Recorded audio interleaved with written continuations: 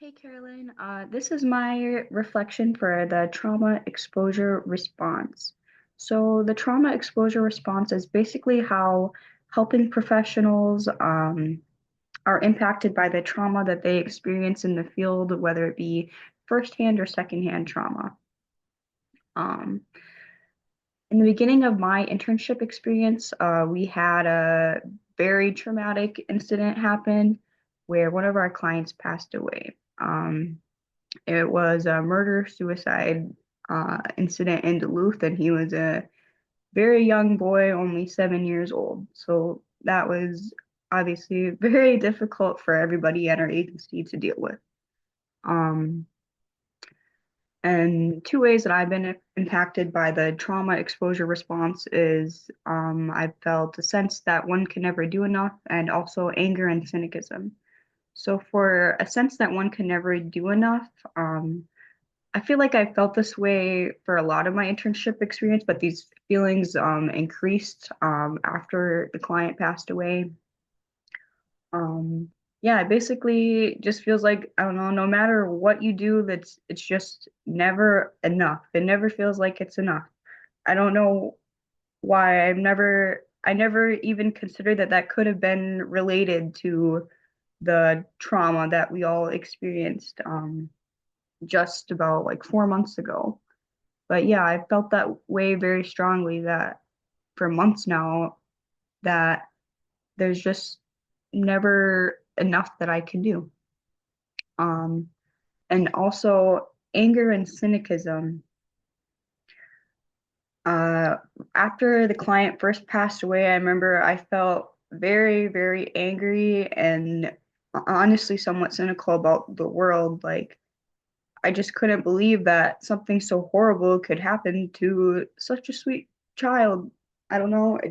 It's like there's just such major cognitive dissonance, I think, that happens when you um, go through a traumatic event like this, um, where you're just kind of battling with these thoughts of obviously the reality of what happened and also like how do these horrible things happen? Like it's really hard to wrap your brain around. Um, and yeah, it made me very angry for a little bit. I think I've gotten over that anger, but it was very hard at first. Um, and one response that I've seen be utilized by my colleagues is dissociative moments, especially after the client first passed away. Anytime that he was brought up in conversation, like the whole room would just get completely silent. And this still happens, but I think in the beginning it was just kind of a longer silence.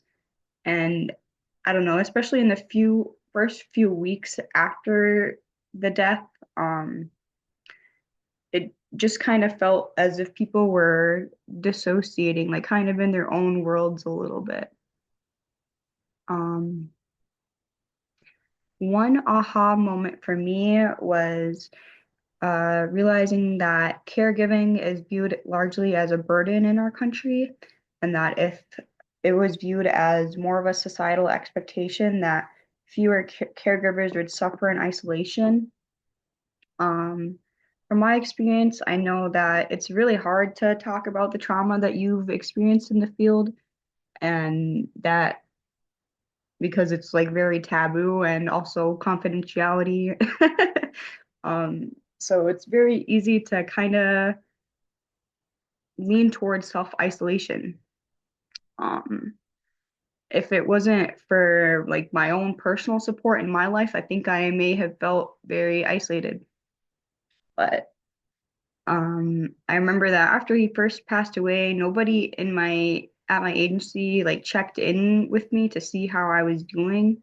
And this led me to think that I think that the agency response is very important when there's a traumatic event happens. And I think that it would have been really beneficial for me if someone would have checked in with me, because I would have felt less isolated because I couldn't tell that my colleagues were experiencing the same strong emotions that I think I felt kind of alone in my experience because I felt such strong emotions about this client's death.